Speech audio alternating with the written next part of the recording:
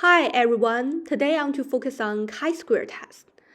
Chi-square tests are used to determine whether the difference between an observed and expected frequency. Well, you probably recognize this in your AP Biology formula sheet, and you probably encountered this in your MCQ section. And most likely, during your MCQ section, you can meet two chi-square. Well, that was just what I encountered doing some of the practice MCQ College Board release.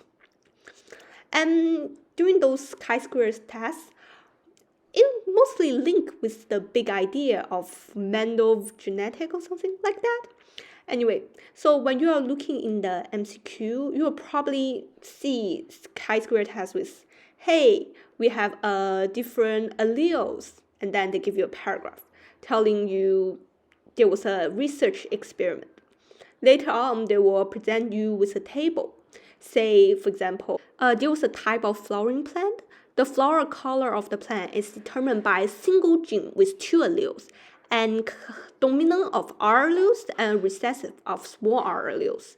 Researchers established a new population of those kind of plant, and they hypothesized there will be some kind of equilibrium.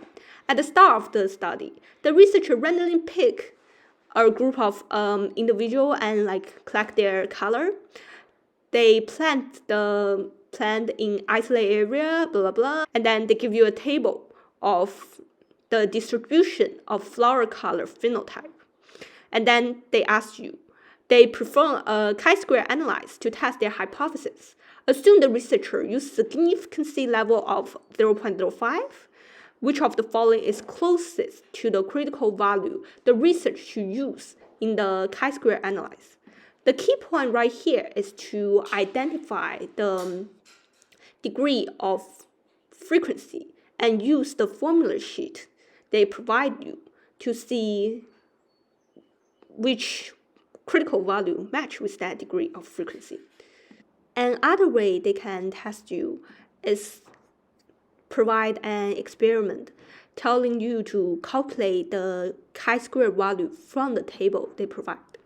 Or they can give you the same type of degree of frequency question, but instead of using two alleles, they will tell you that there was a plant and they want to identify two traits, say the color and the length. And they cross a homozygous or heterozygous plant together, and then they have a FE generation. They give you a chi-square value asking you whether the degree of frequency match the chi-square value to reject the hypothesis or accept their non-hypothesis. And those of the time is again identify the degree of frequency. Since there are two traits and each trait was dominant recessive, so there are four alleles, the degree of frequency is most likely 3. Since this is an AP exam, one of the tricks I see was that normally your degree of frequency will be one number less than the alleles they give in the experiment. But you should probably think about it yourself. Shortcut don't always work. Okay, done with MCQ. Let's get right into FRQ. We can see this is AP Biology 2013, the scoring guideline, and let's start doing it. So apparently this is an experiment. Let's read the first paragraph to get an idea of what the experiment is about. So apparently this is an investigation of flu fly behavior, and there will be a chamber like it shown on the top picture. So they put 60 flies into the chamber and measure the fly's preference to which side of the chamber. They want to see the fly's preference for glucose, and one side was the cotton soaked with glucose solution, and the other side was the dry cotton. So question A, predict the distribution of flies in the chamber after 10 minutes and justify your prediction. Your answer should probably be that the fly distribution will go to the end where glucose is present, because that's more easy to explain. Since we can say glucose is a food source for flies, and therefore this is why the flies were more likely to go to the side with the glucose and stay there.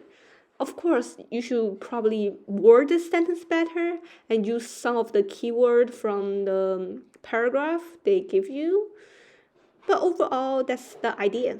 Of course, you can make another prediction, but you get 1 point for prediction and 1 point for justification, and one of the top student response right here provided by the College Board is right here. And that's maybe how you worded the sentence to meet their preference. Okay, now question B.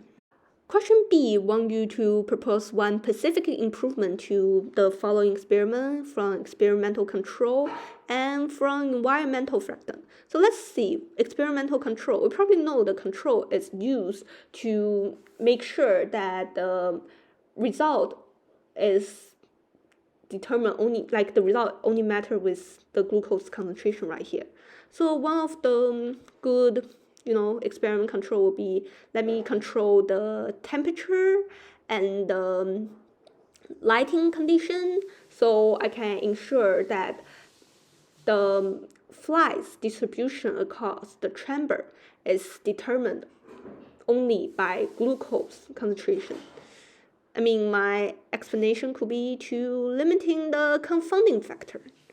Okay, that is the environmental factor. So what could be one of the environmental factor?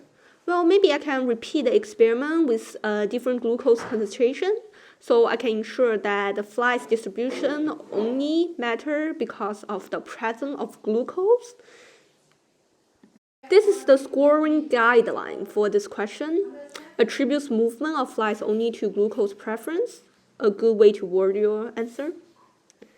So now part C, it asks us to find the chi-square value because they set up a new experiment, this time with a ripened banana and unripened banana, and then give us a table of the observed. So we need to write a null hypothesis and finish this table. We know that null hypothesis means that there would be no difference between two groups of data in an investigation, or maybe the difference is due to chance. So here, we can probably state that the null hypothesis will be the distribution of flies will be evenly across the chamber, because whether you have the ripened banana or not have the ripened banana will not affect their distribution. So basically stating that your dependent variable is not affected by your independent variable. I mean, this is not as best worded as it could be, but fortunately AP Biology is not a language test. Anyway, so now we need to find what will be our expect value. Well, in the first paragraph, it tells us they put 60 flies in the chamber. So the expect value for each place, since the banana do not matter, it will evenly distribute. The expect will be 60 divided by 3, which will be 20 for each. Okay, then what will be my observe? Well, it's already given in the above table, right? It's just filling in the data for these two channels. Now, at least after I finish putting in the data, it's time to calculate the difference between the observe and the expect square over the expect value. What should I do? I should just plug it into my calculator and get the answer. And according to the formula sheet, there are 3 of them. So for your n, there's n equals 3. You plus the O minus E squared over E for all 3. You will get your chi-square value. That's what it means for that equation in your formula sheet. So now I have those 3 blocks filled. Now I plus all those 3 together. I get my chi-square value, which is quite large. No, a larger difference between the observed and expected value, the larger of the chi-square value, and whether our hypothesis is supported. Well, what's our degree of frequency? We have 3 things tested, so n equals 3. Degree of frequency equal to n minus 1, so our degree of frequency is 2. If we check the formula sheet, the degree of frequency for either 0.05 or for either 0.01, a degree of frequency of 2. It's smaller than our chi-square value, which is expected, since in the observed there was a clearly preference for ripened banana. So how do we state that? Well, we can say that according to the chi-square test, we have to reject our non-hypothesis because the critical value for a degree frequency of 2 and the p-value will be 0.05. We get 5.99 for our critical value, and 48.9 is clearly larger than 5.99, so we have to reject our non-hypothesis.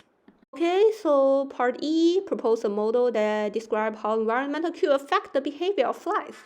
Well, if the flies could smell the glucose, it will probably head towards right to the glucose because glucose is food source and it's more likely to be attracted for its energy source.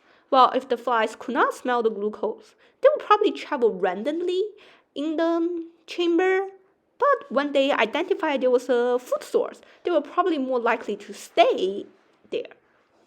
Now we finish part 1 of 2013 FRQ. Let's check how the top student respond to those FRQ.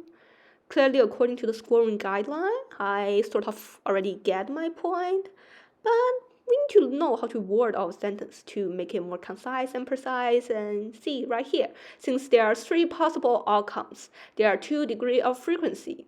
So using a p-value, blah blah blah blah. Yeah, mainly what I say, but better word. So again, luckily this is not a language exam. Okay, now this is part E. Again, kind of well done. I have to say, it's so good worded. Now we finish. Wish this video helped you.